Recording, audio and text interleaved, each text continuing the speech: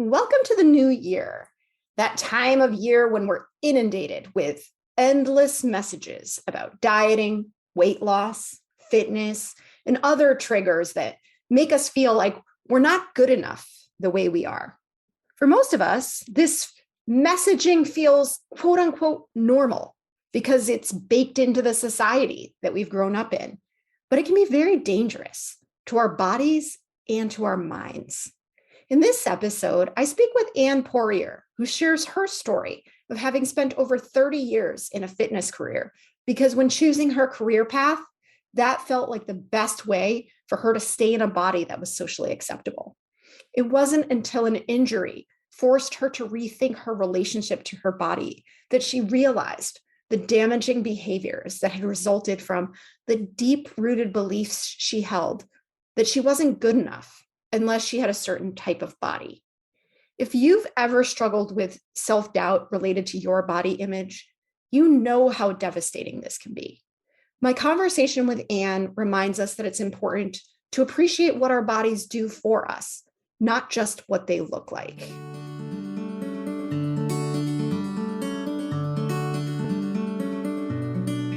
Welcome to the Impostor Syndrome Files. My name is Kim Meninger, and my personal mission is to help women overcome imposter syndrome and advance your career with confidence. Each week, I interview a new guest to share how they've navigated self-doubt to achieve success. The more we share our stories, the more we destigmatize imposter syndrome, recognize that we're not alone, and empower ourselves to access the tools and resources that can help us. Thank you so much for listening and sharing. Welcome, Ann. I'm really looking forward to this conversation today, and I'd love to start by inviting you to introduce yourself. Sure. Well, thank you for having me, Kim. I'm excited to share a little bit about my own imposter syndrome file, I guess is the best way to say it. My name is Ann Poirier, and I worked in the fitness industry for over 30 years. And really, my body was my identity. And I think that that's what I always was thinking about. That's what I was always acting as if I was the fit person, always worried about what other people were thinking about me, always making sure I was acting according to who I was with, depending on if it was an owner of a gym or a fitness facility, or if it was the class that I was teaching or any of those things. So I was always kind of stepping into whatever role I needed to step into. So with that 30 years, I just had a little bit of a switch in the way that I saw myself due to some injury. And so now I work with women to help them feel more comfortable and confident in their bodies, no matter what size or shape or weight they are, so that we can be more confident and step into being ourselves. So that's what I do now. But I spent many, many years in fitness. So it's been an interesting switch over for my career. That is so fascinating. As I was saying to you before we hit record, this is such an important part of the confidence conversation. And for most of the conversations that I've had so far, we've really talked about work as the biggest source of our identity.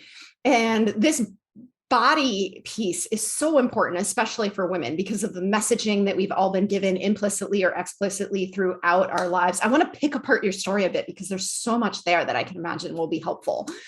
So how did you get into fitness in the first place? Well, it's interesting because as growing up as a kid, I was a tomboy, but I didn't really fit in with the way I looked with the other girls. So, short hair, stocky build. I was a chubby little baby. That's the way my dad described me. My mom described me as stocky and sturdy. And I think that those words and phrases really planted seeds in my head that I'm not quite right. I was adopted. So there's another little piece of the equation that's there. And I remember, and I wrote about this in my book, running upstairs to play football with my brother, and he and his friends had this nickname for me called Annie Fanny Farmer. And so they'd have this little rhyme, Annie Fanny Farmer, that they would say. And all I heard was Fanny.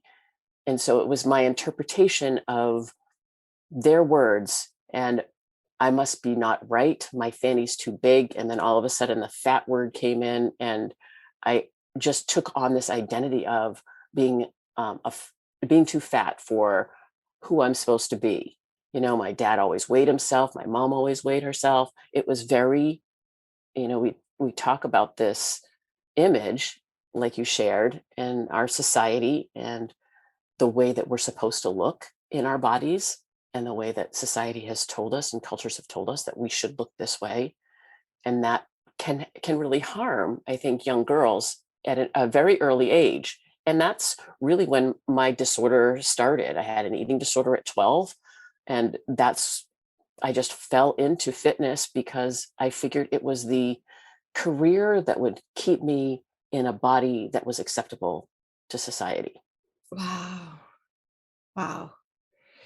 And it's amazing how you're able to go back and connect those dots. Some of the messaging, I think, is on behalf of the people delivering it. They don't necessarily intend any harm, right? I'm thinking of the language that you described of stocky or sturdy, or those kinds of things.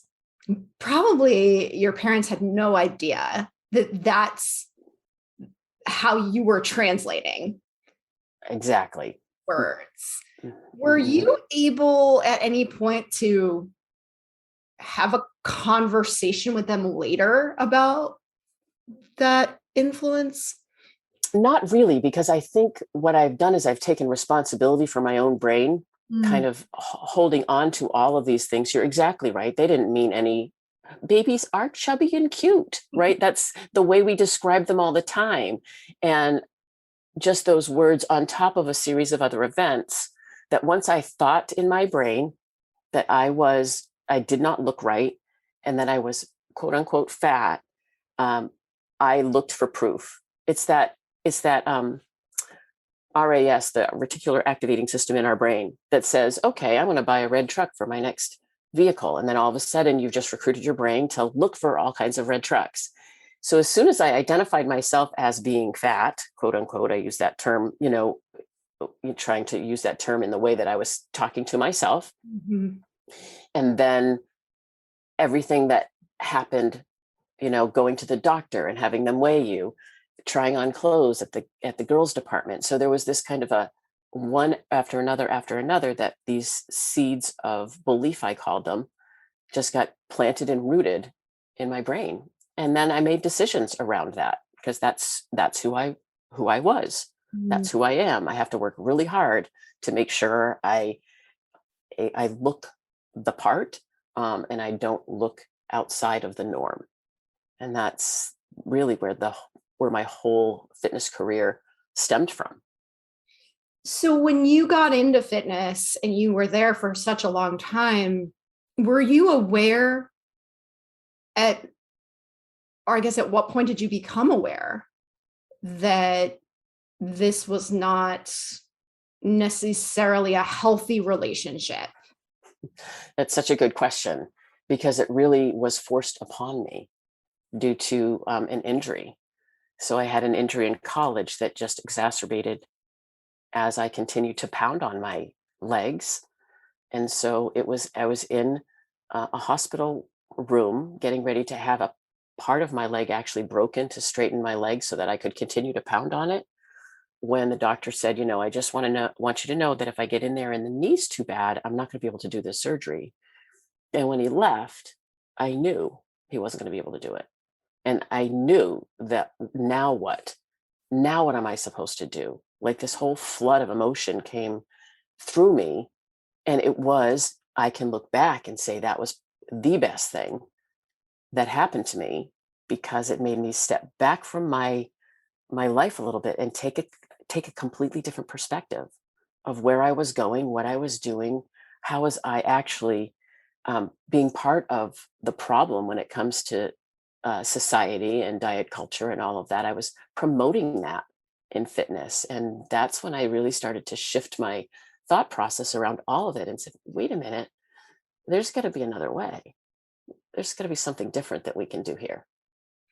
Well, it's really interesting to me that, and I'm not suggesting that you didn't have an array of emotions in response to that, right? But the fact that you're highlighting this there's got to be a better way, is I could also imagine a scenario in which you were devastated, where this was just completely pulling the rug out from underneath you, and having had this identity that was so tied to your body for so long might not have moved you in a direction of thinking, how can I support other women, but might have just broken you in some way.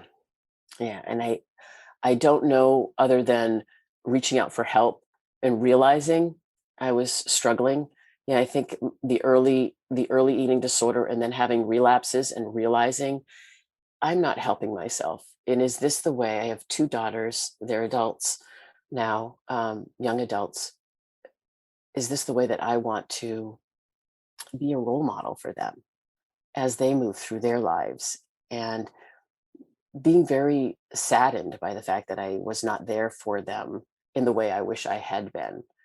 Forgiving myself, obviously, and being forgiven by them, because I was obsessed with other things.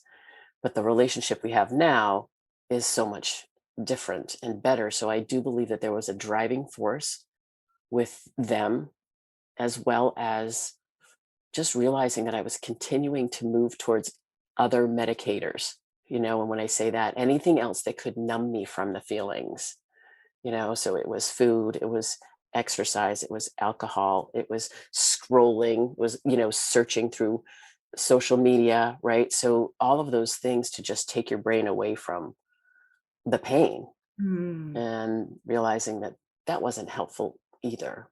And yeah. Well, and it's so interesting too, because I think that we have in our minds an image of what unhealthy medicators, as you describe them, are, right? And we know substance abuse, we know eating disorders are often a cover for an underlying problem that we're not addressing. It's a way of detaching from the pain. But it's interesting because fitness can be perceived as something that's a healthy choice, right? If you're exercising and you're taking care of yourself, that might be seen as go you, right? Like that's a great thing to do. So for people who are listening to this, how do you distinguish between healthy fitness and caring about your body in a way that is healthy and productive versus where it maybe has crossed that line into dysfunctional or harmful? It's that's another good question. And I really believe it's, why are you exercising? What's the outcome that you're looking for? Is it to be stronger? Is it to be more flexible? Is it to be able to, get down on the floor and get up and carry things and live your life to the fullest? Or is it to lose weight? And is it to shrink your thighs? And is it to make you look different? And for what reason? So I believe it becomes the why behind fitness and exercise. And I've actually shifted away from using the word exercise a little bit, and just movement and joyful movement and what feels good for your body. And if you like what you're doing, you're going to do it. If you hate it, and if it's forced, then, that's not always so helpful. So, and it's not as sustainable too. Yes, that's really true. And I'll say from my own personal experience, I've certainly had my own battles with this whole conversation that we're talking about of never feeling like my body was right for whatever comparison group, and we grow up with these expectations and these images. And as I got older and I had kids and I have a husband who loves me for who I am, I started to get a little bit comfortable, especially during the pandemic, where we had, easy access to snacks and things. And I put on some weight and wasn't really mindful about it. And I remember this was probably the first time in my life where I thought, okay, what's my motivation here? What is this because I'm being self-conscious? Is this an extension of some of my other challenges that I've faced? And I really got to this place where I said, no, I'm going to be 50, not too long from now. I have 2 young boys. I want to be able to keep up with them. I want us to be able to go on vacations where we went to on a national park tour not that long ago, and it was pretty intense in terms of physical activity. I want to be able to take part in those kinds of physical activities and to be a role model for them in that way. And that really helped me because it's not only motivated me, I've lost, 20 pounds or so since I started. I exercise more regularly. I feel better, but I'm not tied to this superficial image of, the ideal woman on the cover of a magazine. I think because I'm older too, but I really like what you're saying about understanding your why. And it's not sustainable to always be trying to be somebody that you're not, or to have these unrealistic expectations, especially as we're moving through different stages of our lives. Yeah, our bodies are always changing, right? And I think when you talk about comparison, I think that's a really important thing to talk about a little bit, because especially with social media, there's so much comparison of happiness, joy, of success, and of bodies and of beauty and all of those things. And how can we start to model something different for our next generation, so they don't have to be always thinking they're not good enough in the bodies that they have. And a lot of the comparison, sometimes I talk about the comparison to a younger you too, because a lot of people that I work with are comparing themselves to a 20-year-old person. And, oh, well, if I could just lose the weight because I looked good there. They're looking back on a picture, and I will ask, well, how did you feel when you were there? And they would always say, well, I didn't like myself while I was there, right?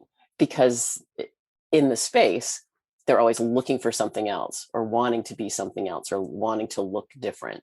So the comparison of not only other people in our world, but comparison to yourself is not usually helpful, because you've lived a whole lot of experiences between, when you're 20 or 30 and when you're 50. There's a lot of stuff that goes on in there, and a lot of our bodies change, and they are going to continue to change. I'm not going to look the same in 10 years. So, it's how can we start today seeing our bodies differently and starting to appreciate what they do for us versus what they look like. Right. Yeah, that's such a powerful statement right there. And I'm curious, because this was such a big part of your life, what resources helped you to get from that mindset to the mindset that you have today? Well, I think that body image, when I looked at my own body image and my own kind of body dysmorphia, and I laid it out on a timeline, I did a little body timeline for myself. So I kind of saw how my body changed throughout the years, depending on circumstances, depending on what was going on. And that helped. When I chose to switch careers, I went back to school to get my eating disorder certification at a graduate program at my alma mater, believe it or not, and where I had been disordered before. But so a little bit of memory there, but it was actually really a great full circle. And so some of the resources, Health at Every Size is a great book, and Intuitive Eating is a great book. Those two resources have really been inspirational in my own recovery journey. And that's kind of why I wrote my own book, was to just share my story and to let people know that they're not alone, and that we have these thoughts and beliefs about ourselves that we can question. There's a couple of other great books, Body Kindness, and The Body Keeps the Score, which is really interesting because that's about trauma and different ways that our body holds on to certain things. So there's some really great resources out there around all of this. Oh, that's really great to know, because I'm imagining that there are people listening who would think, I don't even know where to start. I'm seeing myself in your story, but I don't even know where to start. Yeah. And in the book at the end, I do have some resources, because I asked for help. And I think we sometimes think asking for help is weakness, but asking for help is the most courageous thing we can do, because we're becoming aware of something that's not right with us. and I need some help here. And who do I turn to? What do I need? What kind of help do I need? Sometimes it comes from books. Sometimes it comes from therapists. Sometimes it comes from medication. Sometimes it can come from a doctor, but it's seeking the help that you need for what's going on with you. I'm glad you said that about asking for help as a courageous act, because I couldn't agree more. And so this is your work, right? This is what you do. What are some of the ways that you help people? I listen to their stories. And I think one of the biggest pieces of the work that I do is I validate every single thing that people have gone through. I have not had somebody surprise me with any of their story. And I only because I've lived a lot of it, and I haven't lived some of it, but I understand the feelings that are underneath it. I understand the shame, and I understand the guilt, and I understand all of the hard feelings that we try to ignore and push down. And so allowing them to speak their story and letting it come out of their mouth actually is a healing process without judgment. And then allowing them to see their story from a different perspective, that it's not them, it's what they've lived through and experienced, but it's not who they are. And how can we look at it and see it differently and work, because it is what it is. Our past and our story is what it is. And so now where do we go? I can't change the past, but I can look at it differently, and I can stay in this moment, in the present moment, and say, where do I go from here? With all that happened, and with all the beliefs that I held on to tightly, what beliefs are here to stay? What beliefs do I want to hold on to? What beliefs support me? What's working? And then what's not really working? What's not supporting me? It might have supported me and been a lifesaver 20 years ago, but now it's not supporting me. And we can actually thank that particular belief system for 20 years ago helping you get through a really emotional time, because it did. You didn't know how, you didn't have any other tools to move through it, and so it helped. So I sometimes will say thank goodness for the food. Hmm. The food sometimes saves us from ourselves in certain periods of time, and yet now it isn't doing that, serving that same purpose. So how do we move forward from here? Oh, I love that idea of recognizing the purpose and the role that it played at a different point, and that you simply don't need that anymore. There's another way. Mm, Yeah. yeah. So you mentioned having daughters. What's it like for them to have grown up with you and your story? You mentioned their forgiveness. Did you have conversations out loud around this? How did you get to a better place with them? That's exactly what I had to do. I first wrote a forgiveness letter, a letter forgiving, asking for their forgiveness, but an apology to my daughters, missing out on certain events. I don't think that they remembered certain things. I can feel them more than they can remember them, but I don't remember certain events because my brain was somewhere else. I was off somewhere else thinking about this or that, or how many calories is it, all the numbers and the things that would go on in my head. And so I missed out a lot on what they were doing, although I was always present, but not present, if Mm. that makes sense. So we did have some conversations, and as I learned more, I shared more. And I shared the books that I was reading, and I shared the information that I was learning. And I had no idea about this, and I had no idea about this. And did you know that? And they they have grown up to be comfortable and confident in their bodies. And, I keep my fingers crossed. My oldest just had a baby, and she's, this is my body, and she's doing her workouts because she likes to do them and she feels good doing them. She keeps, it keeps her strong. But she's like, yeah, my body will be whatever. So she goes in a year or so, Mom, there'll be things in my closet that we'll just have to, get rid of or whatever. So she's very, I just love seeing that attitude around her body changing as she's getting older. So, What a yeah. gift to both of them, because even had you not had your story, they would have been exposed to the same media and societal pressures that the rest of us have been. And so their opportunity to learn from you and to be able to approach this head on in ways that many women aren't is such a gift. Yes. And I think that they still, there are still those moments, because we all get them, especially I think this time of year where it's everywhere you look. And that always, it's always such a hard time of year for me, even just to see it over and over and over again. And why can't people know the truth about this or the truth about that, or all the stuff that goes on in my head? But that's my stuff. It's not, the beauty industry and the weight loss industry are billion-dollar industries. So they're going to keep doing their thing. And I'm a person fighting for something different. And there's a series of us that are doing that. Lots of anti-diet coaches out there now, and intuitive eating coaches and body confidence coaches who are doing this work. So there are places to go for some help and support in this space.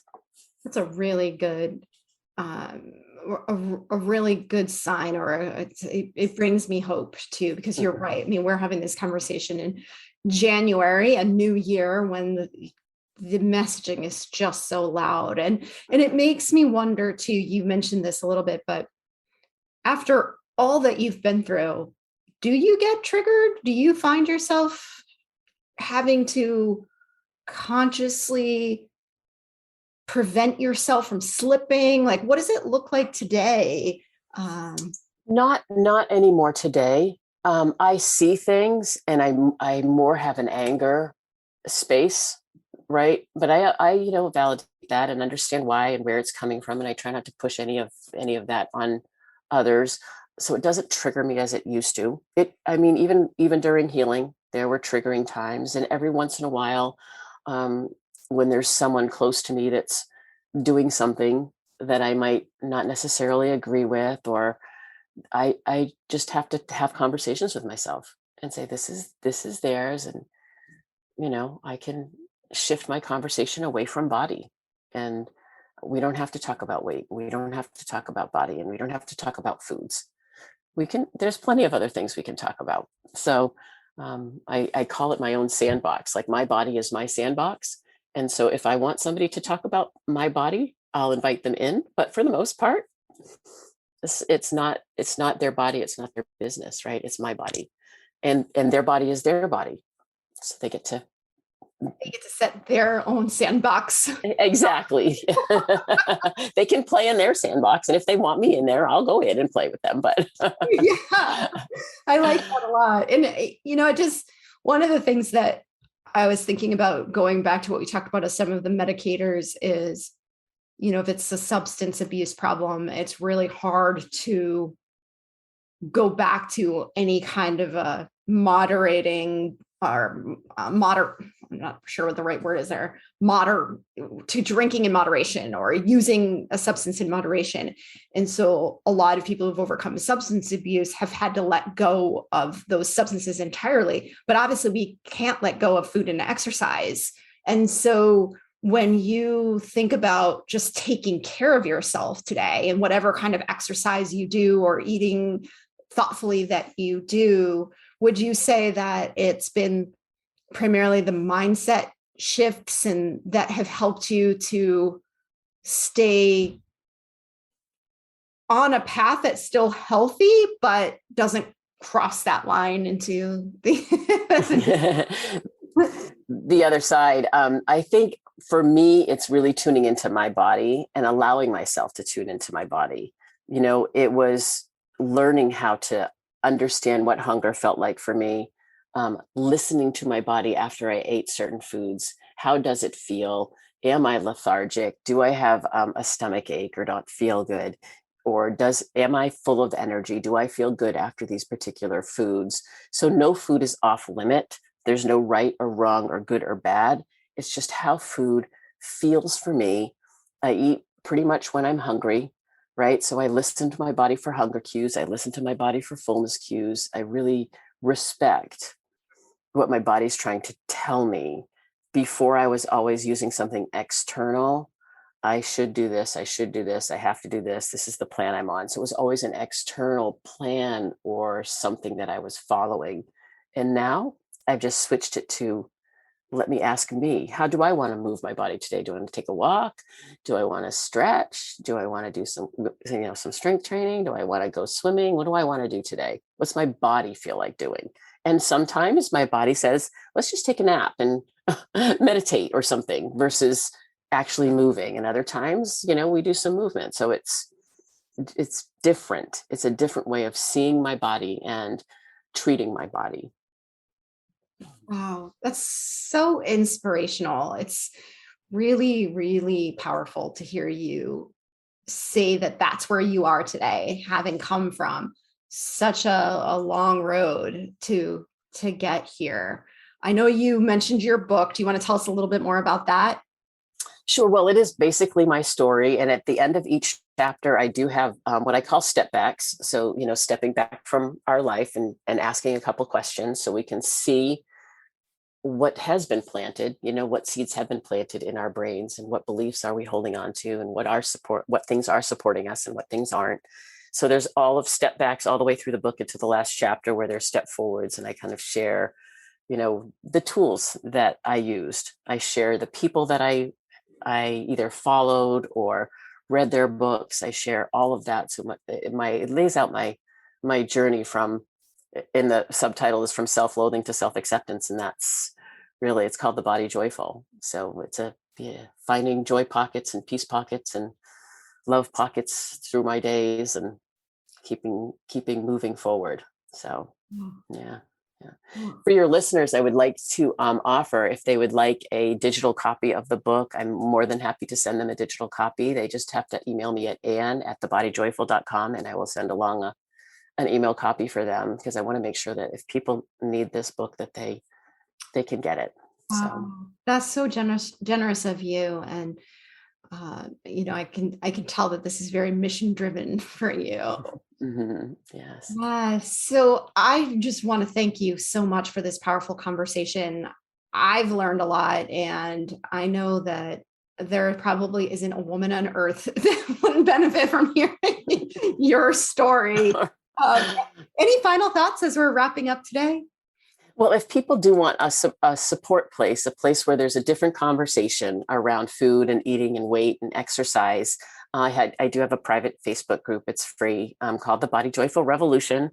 So it's a community of women who we share different resources that they might not see, especially today. It's all about intuitive eating and self-talk and our mindset and taking care of ourselves and body image. So there's a different conversation and a different feel to that group. So anybody is welcome over there too. Oh, that's wonderful. And we'll link to the resources that you shared in the show notes too, for anybody who is interested. And thank you again, Ann. This has been such a great conversation, and one that I think is really valuable for everyone to hear.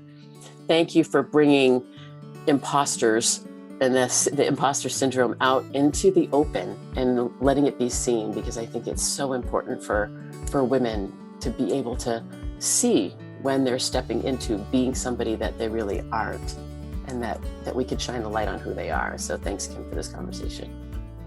Thank you for listening to the Impostor Syndrome Files. If you're listening to this, chances are you struggle with imposter syndrome or other confidence issues too. One of the most important reasons I started this podcast is because I want you to know that you are not alone. As an executive coach and former high-tech leader, I spent years battling imposter syndrome. There were times in my career when I was absolutely sure that this was the moment that everyone would figure out that I didn't belong in the room. But you know what? It never happened. And through the years, with the help of lots of coaching, mentoring, and other resources, I've learned to help myself and others overcome self-doubt and advance our careers with strength and confidence.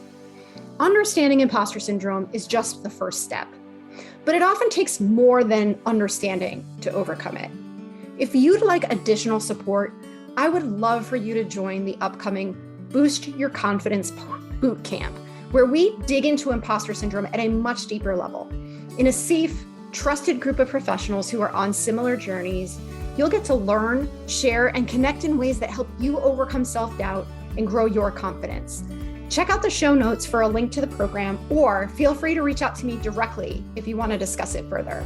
Thank you.